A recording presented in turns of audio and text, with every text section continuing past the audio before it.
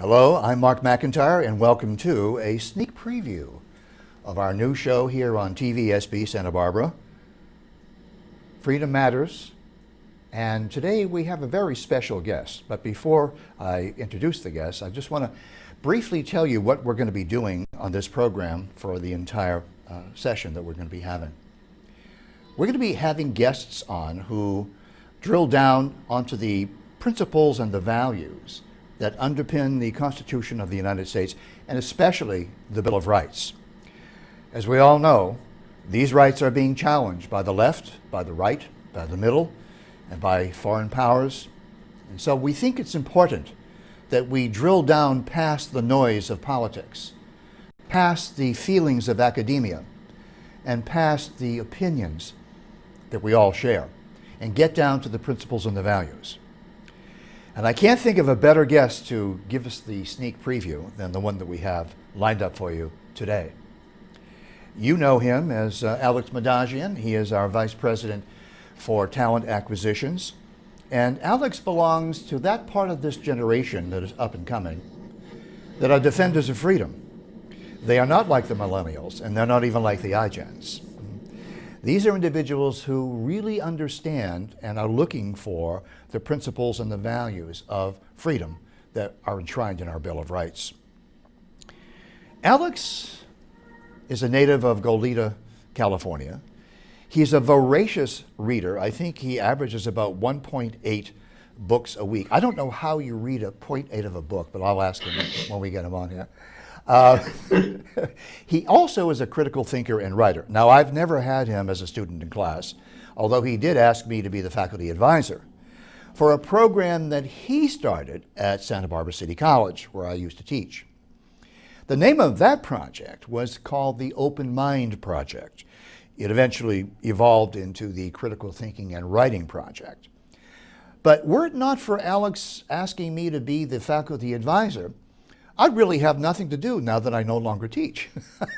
So I want to credit him with actually inspiring the show. So, without any further ado, I'm going to introduce you to Mr. Alex Madjian. Actually, Alex Michael Madjian. Well, thank you so much for that incredible interview. You know, it's great to have a good interview, isn't it? I mean, I might as well walk away now. That was simply terrific. But I would like to amend I would like to amend the introduction a little bit more. Yeah. The only reason why Freedom Matters exists is because you were fired, and well, you were wait. fired. They tried to fire me. They tried to fire me. I dragged them through the legal process, and they paid me to leave. Okay. Right. That's another show. We're going to do a whole show on that. So. I apologize for dragging you out into the limelight through my club and all the different affairs, which ultimately got you fired. So I would have found my way out to that anyway. Let's take up this issue of you reading 1.8 books per week. Okay. In all my years as a scholar and a reader, ladies and gentlemen, I have never learned how to read 0.8 of a book. Never. Well, I mean, how do you do that? Have you learned how to read averages? Well, there are some people at the college, by the way, who maintain I don't know how to read at all. Really? Yeah. So really? Let's start off with the number one question that we're going to be starting off with all of our guests. And by the way, were it not for Alex, we would not have been able to book all 4 shows that are now being scheduled for production, including Michael Shermer, who will be doing our show on February 4th. We also have Kurt Levy, who's going to be on our show on the 13th, I believe. We're also going to have Seth Gruber. He's going to be on our show. Thank you for bringing Troy Worden to our show, actually dragging him over to my house so we could film him while he was in town. We want to say hello to Troy and to his brother Kyle. So let's drill down on, we're going to start every show with this question, so you're a perfect person to ask this question to. And that is, what is your notion of freedom? Well, what freedom essentially is, whenever a person says, I'm for freedom, well, first of all, that's very generic of you. What are you for the freedom of doing? What's the purpose of freedom? It's a very empty phrase to say, I want to be free. Yeah, everyone wants to be free. Free to do what? And that's something very few people drill down, because I think just about every cause in one way or another supports the idea of freedom, supports the notion of that freedom. So I think what sets people apart on their notions of freedom is what do you want to be free to do? As opposed to what do you want to be free from? Well, exactly. Yeah. You could say that. Okay.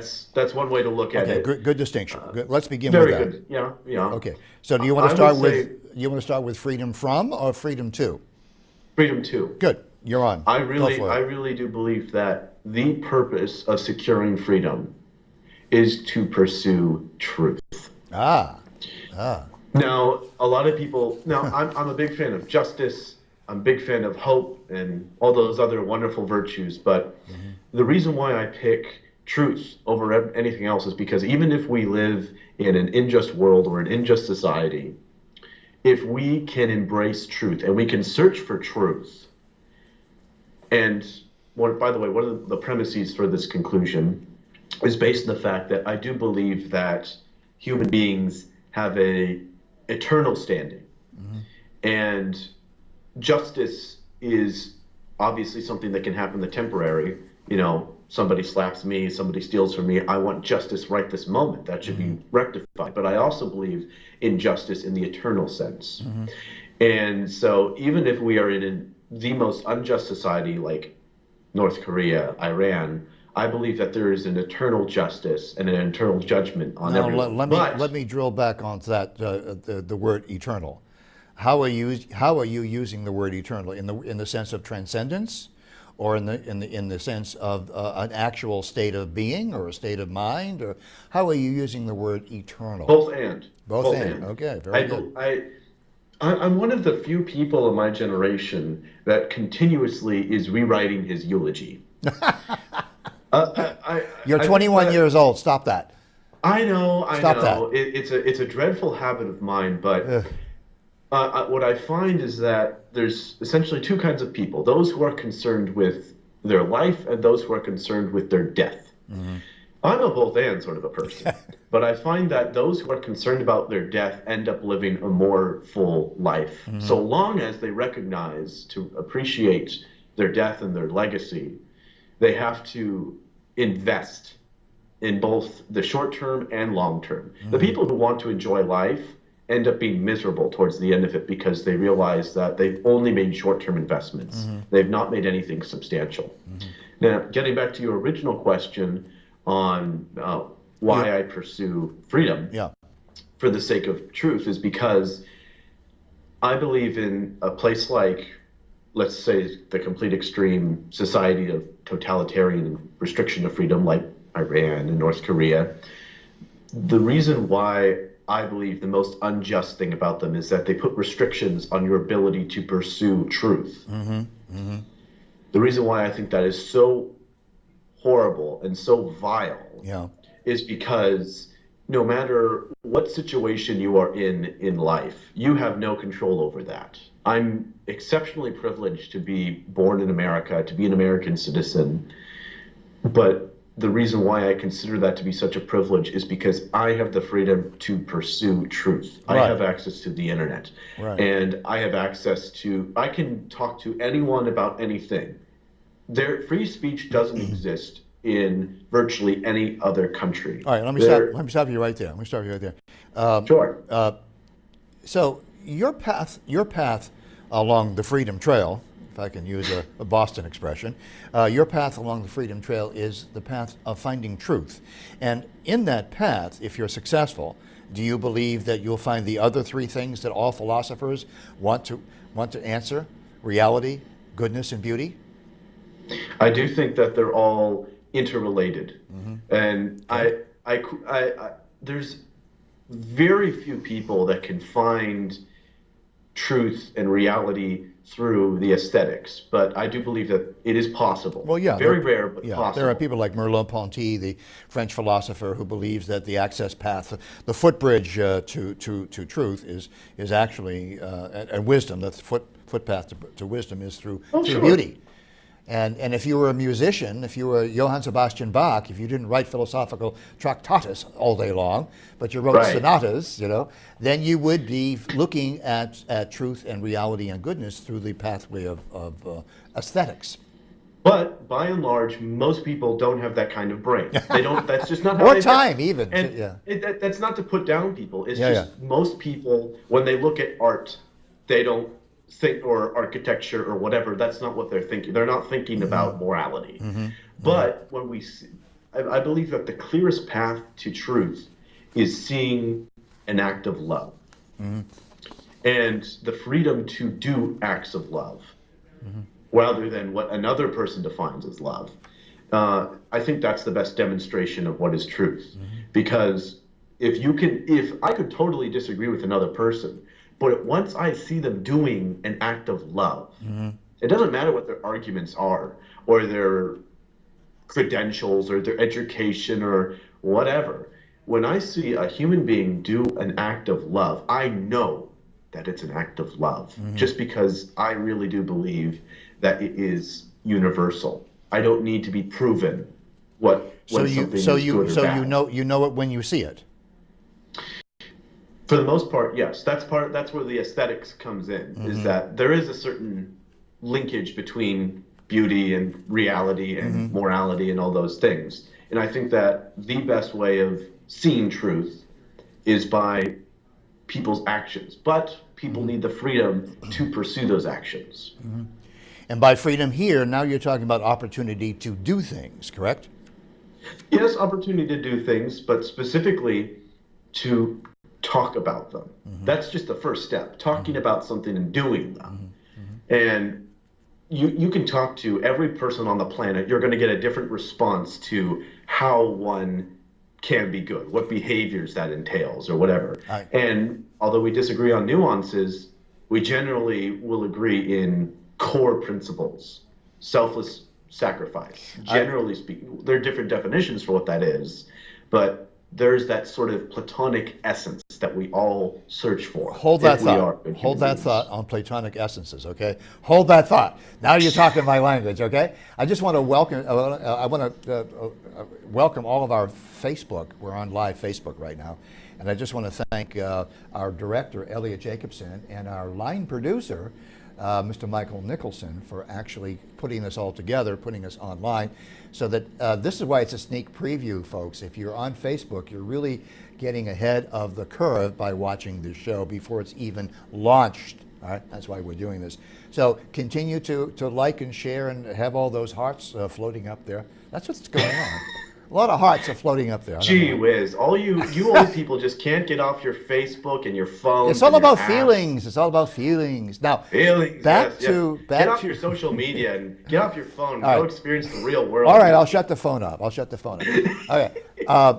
We'll get back to the Facebook. Some of you are posting comments, and we'll get to read some of the comments so you can share them too, Alex. And questions as well. No, so you mentioned Platonic Essences. All right, now a lot of people have never read about Plato and about essences. Can you drill down into that for people like me who just don't know anything about philosophy? According to my department chairman, I don't know anything about philosophy. Nothing. No basic philosophical After concepts. teaching for None 50 years, whatsoever. I know nothing. So could you help me out here and drill down into Platonic Essences, because I don't know what I'm talking about. Well, essentially what a Platonic essence is, it's an idea developed by the philosopher Plato. Yes. And essentially he said something, we all have a notion of what something is because there is a Platonic essence of it. For example, you could see 100 different designs of a chair, and they're all different, but we all know what a chair is, or a teacup, or a phone, or a pen, whatever. There's millions of different variations, but they all have the same essence. Which is an idea of chairness, correct? Correct. So the Platonic essence of a chair is the most cherry chair that ever chaired. Right. So even a 5-year-old child or even a 3-year-old child soon learns what the essence of chairness is. It's something to sit in. Right? Correct. Right. Exactly. And they don't confuse chair with a stepladder, or they don't confuse a chair with a table, although they'll probably crawl on the table. Well, so postmodernists push the push the line on that one. So, But that's a whole nother so are discussion. these essences, these universal ideas, are they eternal in the sense that you were using the word eternal before? Well, I believe that, and I was actually discussing this with somebody, that great ideas are not solely monopolized by a great mind. Right. I really do believe one of the reasons why we revere Plato and Aristotle so much is simply because they're so old and they were the first people to write so much about it. Yeah. I believe that there had somebody as brilliant as, say, Thomas Jefferson lived in their era, then I believe that he would be essentially, we would hail Thomas Jefferson as the Plato of his day, because they both are very brilliant people that are original thinkers and were able to develop these ideas. So, and ideas like the Platonic forms are echoed in many, many philosophies and philosophers after Plato and Aristotle and all these other different folks. So, getting back to your question on how do I believe this applies? Right. I believe that every person is pursuing the Platonic essence of truth. And by humans' very nature, we're imperfect. And this makes Plato, them free. And this makes you free. When you pursue truth, you are pursuing the journey of freedom. Is that your position? well, freedom, it can depend on your circumstances. I believe that there is sort of an internal freedom and external freedom. Oh, that's interesting. And yes, That's you interesting. see, the external freedom would be whether I live in Iran or whether I live in the United States. United States, I can be open about whatever I want. I Well, can pretty much anything I want. there are limitations. As There are opposed to the limitations. United Kingdom. But there are limitations. There are limitations. Well, yes, I mean, you can't scream fire in a crowded theater. Right. I mean, yes, those are the basic things. But in terms of ideas, in terms of pursuing truth, I mean, you can say anything from, well, Martin Luther's I Dreamed a Dream speech to espousing Mein Kampf. You Right. can do either of those things. Right. And As opposed to Great Britain, where if you utter what some judge in Great Britain says is hateful, they'll actually can drag you off to jail and put you in a jail. But in America, you can say something hateful, and the worst that can happen to you is that people say, "Oh, he's not nice," and shun you. They'll shun you. they ostracize you, ostracize. which to a certain extent is, I honestly do believe is a better system. It's not perfect, but I really do believe it's better than using the rule of law against another person. So in that sense, we have more freedom than the people in the UK. We have more external freedom. External, okay. Now, internal freedom, that's something that you must develop through Stoicism, which is another philosophy I'll get into perhaps later if there's time. But internal freedom really depends on your mindset. And it's quite arguable that your internal freedom is a bigger factor in what determines your total freedom. Okay. On my blog, The Vigilant Bridge Builder, which I do encourage you to Oh, follow. go ahead and pump your blog. Yes, indeed. Shameless. This whole program is about shameless self-promotion. Yes, indeed. Shameless self-promotion. One of my more popular blog posts was on who is your master, and the essential idea is that everyone is a slave to something, and to one degree or another. And a lot of people think, well, no, I only own myself. No religion owns me. No ideology. I am a free thinker. Well, in that case, you're a slave to yourself. And I would argue that's actually a far more dangerous and unfreeing thing. If anything, I would say